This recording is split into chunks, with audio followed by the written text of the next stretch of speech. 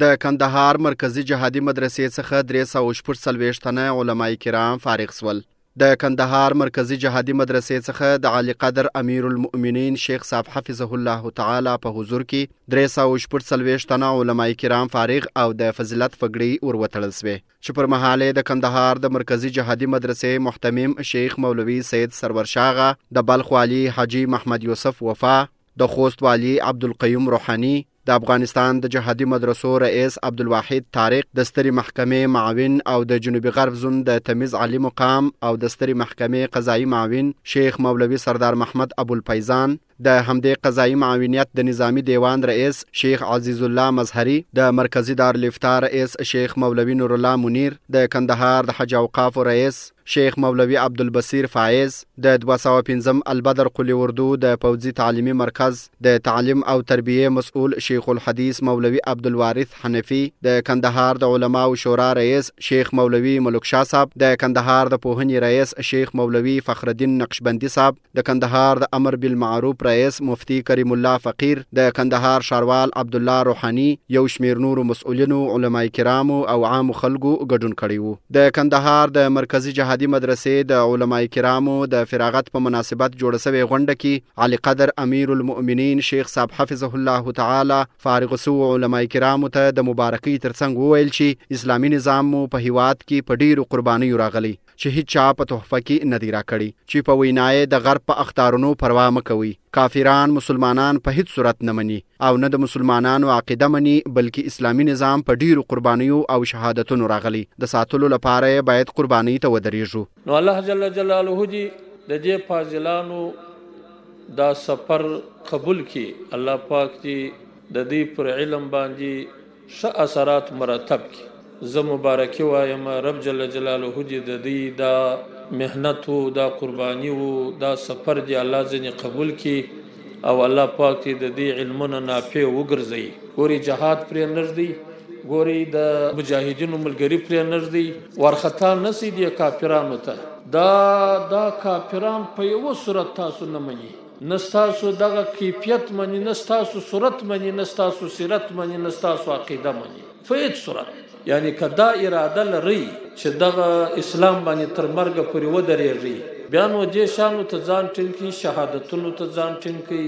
بندیخانو ته ځان ټینګي دا صحابه کرام شهیدان یدل پر سرو باندې ورونو ور بلیدل موږ باندې څه تکلیف تیر شوی موږ ته خدای اسلام ډیر په آرام باندې راغلی دی. خو لکن تاسو چې د دې تاریخ ته وګورئ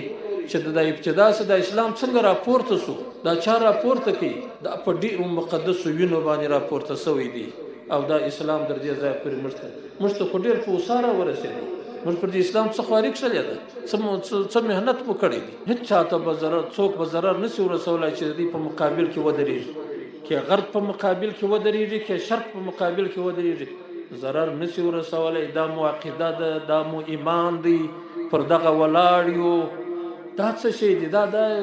د غربیان دي که شرقیان دي که نه اوس موږ به د دې خلکو په دې اختارونو په دې شانو باندې د خدای پر وعدو مو عقیده نشته پر دغو باندې مو عقیده ده موږ به د دې څه متاثر کېږو. توبه الله مو دې وساتي. په ورته وخت کې د مرکزی دارالافتا رئیس شیخ مولوي نور الله منیر فارغ سو علماء کرامو ته په خطاب کې وویل چې الله تعالی جل جلاله د علم یو لویه سرمایه درکړه نو دا د علم پای نه بلکې د نور علم لپاره پیل دی چې باید لا هم فارغ علماء کرام نور زده کړي هم تر سره کړي. نو ډیره غټه سرمایه الله تعالی درته درک دا سرمایه دا ډیره غټه وګوري. خو ګوریا تاسو اوس دې ته ورسېدئ چې تاسو علوم تاسو فواید حاصل کړئ یعنی علم په دې ځای باندې ختم نشو ته به دې علم لپاره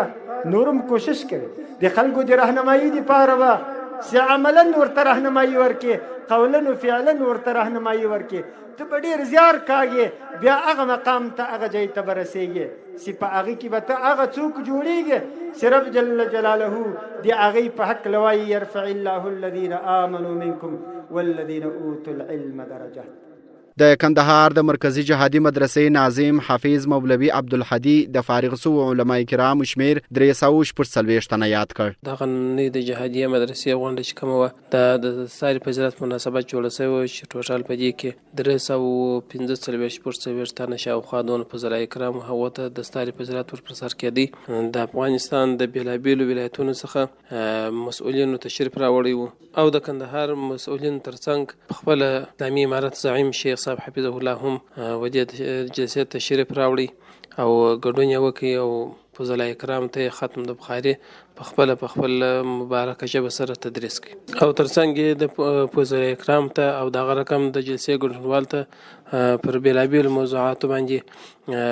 لارښوونې وکړي او توصیې او هدایات یې ورته وکړل. بلخوا د کندهار د مرکزی جهادي مدرسې فارغ سوي علماء کرام وایي چې د ژوند لوی ارمان همدا د علم زده کړه و چې پوره سوی او لا هم په هڅه کې دي چې نور زده کړې هم ترلاسه کړي ترڅو له لارې خپل دین خاوري او اسلامي نظام ته خدمت وکړي. زه مولوي عبدالغفور بن مولوي عبدالقیوم د فراه ولایت د جهادي مدرسې یو تن زده کوونکی او د دې کال یو فارغ شده عالم یم. الحمدلله ډېر خوشحاله یو. موږ د امارت ټولو مشرانو څخه بالخصوص د شیخ الحدیث حضرت مولانا هبة الله خنده حفظه الله څخه چې موږ تاسو ته لومړی داسې یو جهادي مرکزي